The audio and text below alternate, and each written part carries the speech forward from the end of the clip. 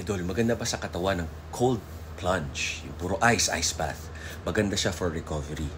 Matatanggal yung inflammation ng katawan at makaka-develop tayo ng discipline and resilience. Titiisin natin 30 seconds, 15 seconds, malamig na tubig na yellow below 0, -5. Yun yung nagbibuild niya. Hindi nila masyado sinasabay kung gusto natin magpalaki ng katawan after workout. Usually before workout, yun ang ginagawa ni Joe Rogan. Kung kilala nyo, yung komedyante, tapos analyst host ng UFC.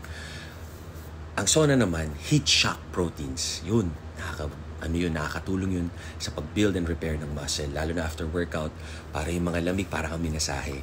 Tapos yung iba, para mabilis pumayat, nagsasauna suit, parang ganun yun. May mga kilala akong athlete, hindi ko nabibigay pangalan, mga local, mga mga atleta natin, sila nasa sauna, nagbabike o nag-workout kasi para biglang mag-make weight, tapos heat shock proteins nga. Pag na-shock ka dun, pag nag-compete ka na sa iba, talagang matindi ka, malupit yung yung disiplina mo at yung kakayahan mo. Malakas yung air capacity mo pag nasanay ka sa sauna. Tsaka yung natitiis mo yung mga extreme heat.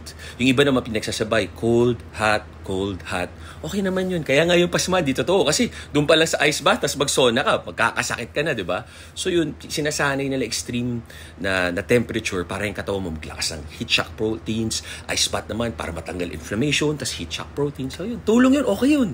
Do what works for you. Tama kayo, mali ako. I'm not your doctor. God bless, happy, healthy.